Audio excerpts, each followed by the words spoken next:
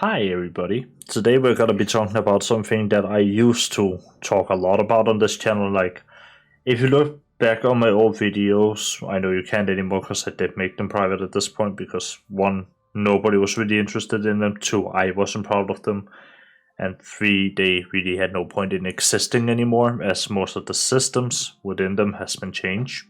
I'm a huge Destiny 2 fan. I still play a lot of Destiny.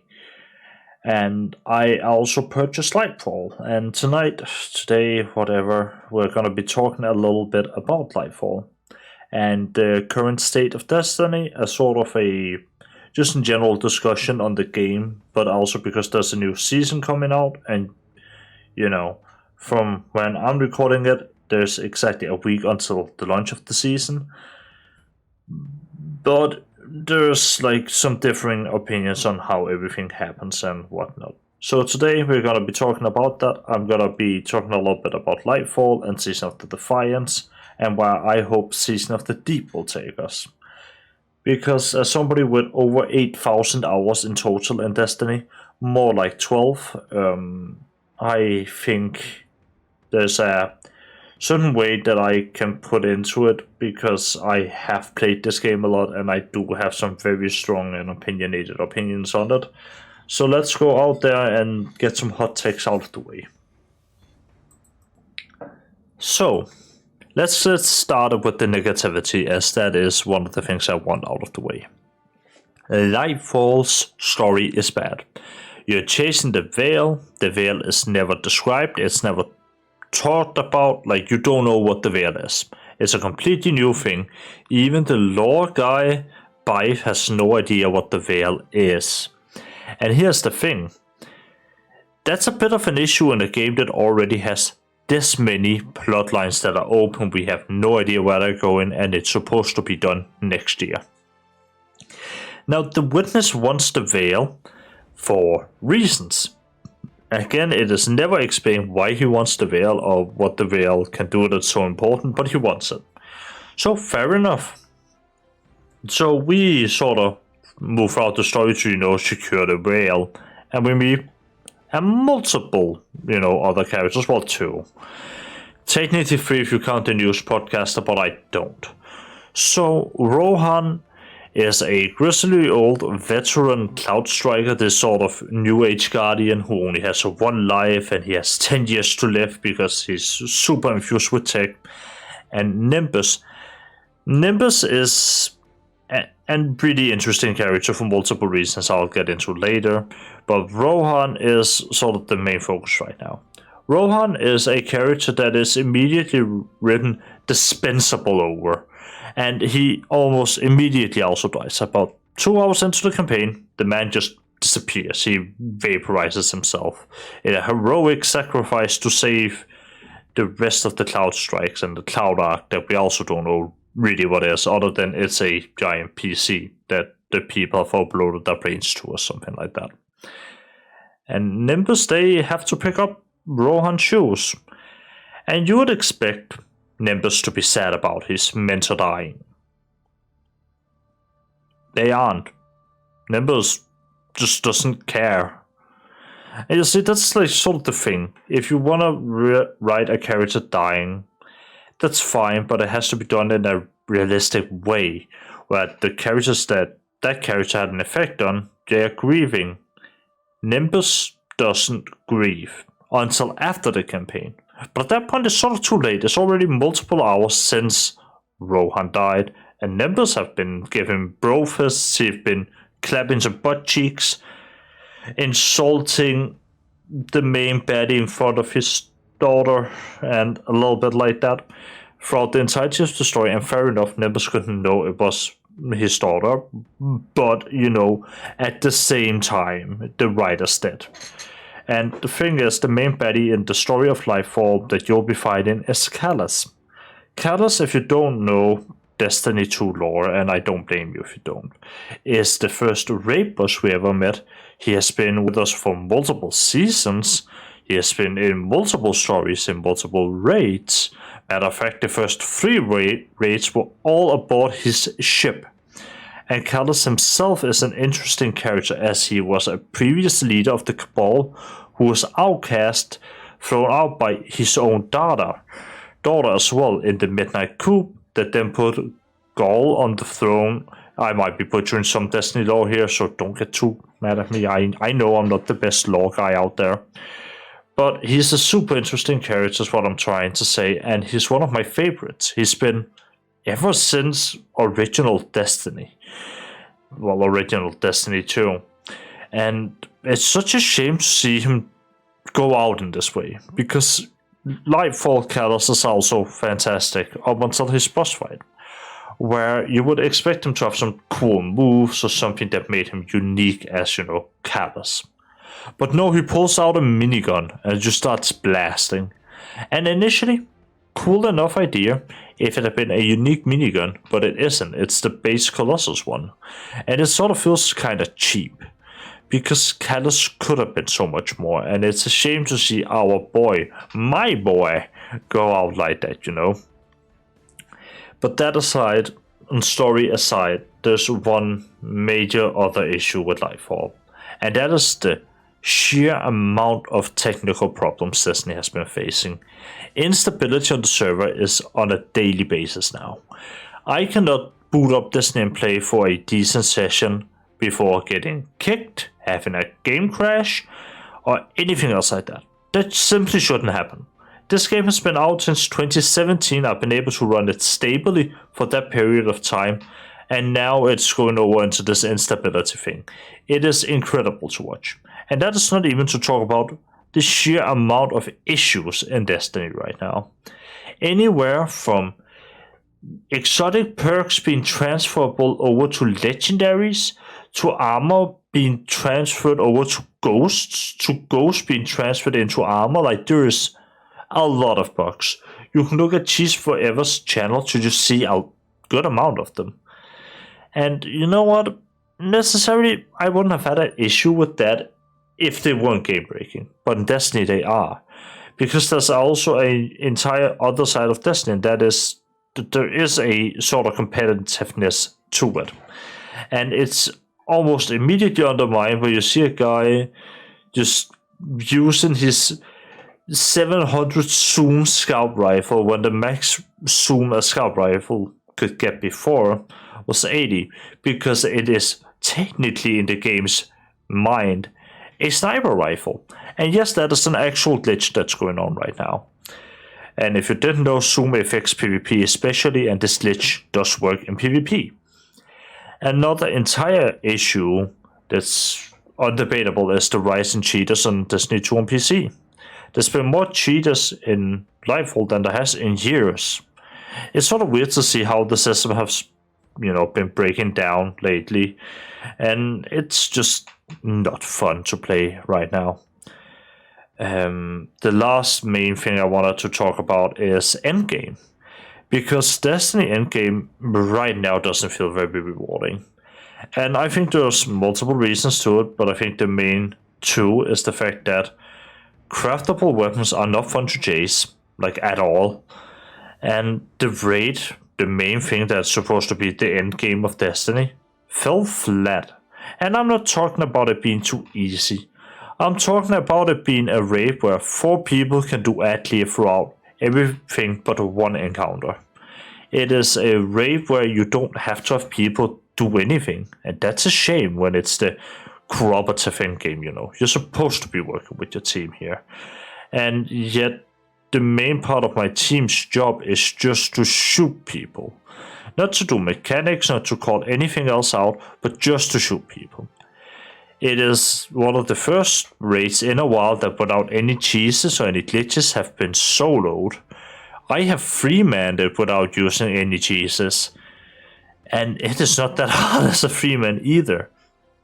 It's not a, challenging raid or whatever, and I don't mind it not being hard.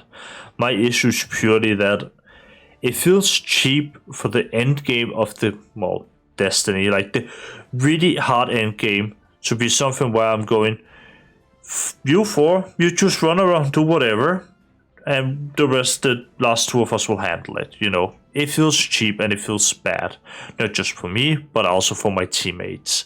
and I don't like that. That's something that I just really dislike about it, and whether or not you like Nezarek's boss fight, that's really up to you or his character model. I personally don't mind it, but I just dislike, the mechanics of the raid a lot. But that's also, again, because they are as simple as they are. So, that out of the way, we can finally talk about more negative things. Yay. You see, here's the thing. Destiny 2 sandbox, usually when one isn't thriving, the other one will be. Like, there's always some positive, but right now Crucible is in a state that I don't want to touch it. I'm not the best Crucible player in the world by any means, don't get me wrong. But the changes to Trials, where they have removed the protection from people who've already gone flawless, in combination with the current meta, is something that's driving me insane. The current meta in Destiny revolves around you using the Immortal SMG, an SMG that easily can range into any other weapon territory. It has infinity range. In comparison, and then they added up with either a shotgun that can one-shot you when you're close, or Cloud Strike, my own personal favorite sniper. I've played it for years now, where if you get a headshot, it creates an AoE explosion that insta-kills anything next to it. And the issue here is the fact that it becomes incredibly dominating, and it's annoying to play against. But I think the main offender is the Immortal SMG, as can be seen on Trials report, where the first week of Trials, when the Immortal came out, it was responsible alone for over half of the kills in Trials that weekend, a weapon you had to play Trials to get. That is pretty insane, statistically speaking. With that being out of the way, we can talk about the positives, because Lightfall did bring some legitimately good stuff to the game. For one, it brought in something I think we've been needing for a while, which is the loadout system. You can now save and instantly equip your gear with one press of a button on your loadout screen, and it is instantaneous, and it's great. I love it. It's so fast and it's so fluid. And you know what? That's a good thing. I'm happy that Bungie brought that one in. It's a good change. And the mod system I'm also really positive about. Because yes, sure, is it annoying that some builds have been deprecated because of it? Yeah, I get it. But in the current mod system, it allows you to spec into one thing and spec into it really hard if you want to. And it's a system that seems to be something that Bungie can expand on, which they couldn't really with the old mod system. And you know what? I'm okay with that. It's great. The artifact as well is really nice to just have, passive unlocks instead of having something I actually have to go in and equip. All of these are great changes. The only thing the game needs is more stability and a better endgame for both PvE and PvP.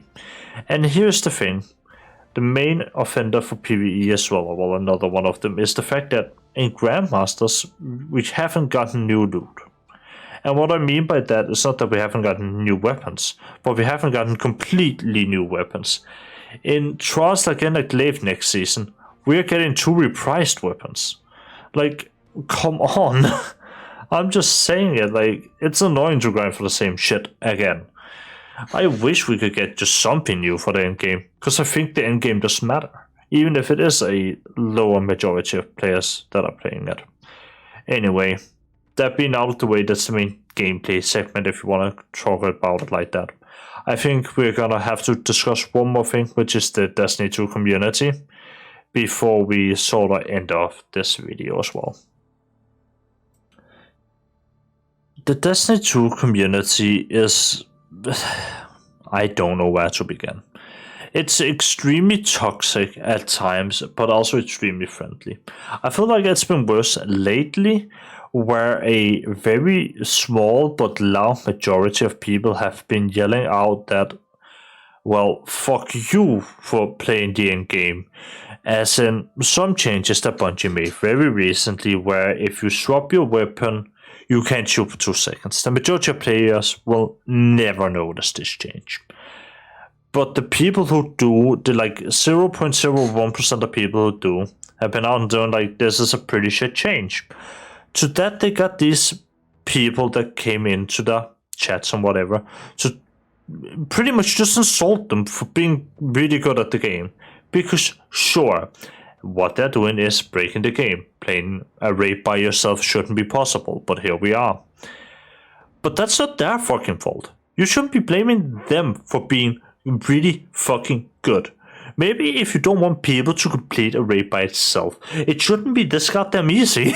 I'm sorry, but I'm impressed with the fact that they can do it. I'm inspired to be able to do something like that. I think that's really cool. And I think it's a really cool display of skill to see people do this. And sure, the change doesn't affect the majority of the player base. But is it wrong for the people who it does affect to just mention that, hey, this change sucks? It killed the playstyle that they enjoyed. Because here's the thing. This vocal minority of people will go in and they'll talk to these hardcore players and they'll be like, you just want everything catered to you, fuck you, and fuck you. You know, like, literally, that's gotta be the argument, right? And here's the thing. The irony in that is the fact that this small minority of people is so pissed if anything isn't directly catered to them that they'll still be fucking mad. Because here's the thing. If you're out here going, no, this content is, you know, whatever, you'll always get these people who will either go, no, fuck you, it's too hard, or no, fuck you, it's too easy. Every fucking time. There can't be any civil discussion anymore. It's almost like every take has to be civil war. And it's pretty annoying. And I don't think it helps that the game is in the state it is. Obviously, it doesn't help. But fuck, man, I wish it would just go back to the days where we could just talk like a normal community without being all inflammatory and whatnot. I'm just saying, it's annoying to see it develop this way. It's predictable. Every game does when it gets popular at the end of the day. But, like, why? You know, and that's about it. I mean, fuck. Look, here's the thing. If you take anything away from this video, then take this one thing. Don't go around and harass people who are good at the game for having some takes you don't agree with. I get it. A change doesn't affect you personally, but it does affect them. They should be allowed to talk about that. That isn't a harsh take. That is just how things should be. And no, the game shouldn't be catered to them, nor should it be catered to us slightly casual people, right? It should be a nice like balance between them. There should be some really hard content, but there should also be some more accessible content. And while I will never say that hard content should have like the best gear lock behind it, it shouldn't. It should at the very least have some nice cosmetics. And I think that is okay to say, and I think that isn't like a super hot take. But anyway, that's my opinion on Destiny 2 Lightfall. I hope Season of the Deep fixes 1, the technical issues, 2, the Crucible meta, and maybe bring some life back into PvE, or the end game of PvE as well. But it will. There's gonna be a new dungeon, and I'm looking forward to playing it. If you're watching this video, as I posted, and you're interested in just coming and hanging out and chatting, I'm gonna be live streaming. Link is down in the description to my Twitch. So come follow me there, and I'll catch you later.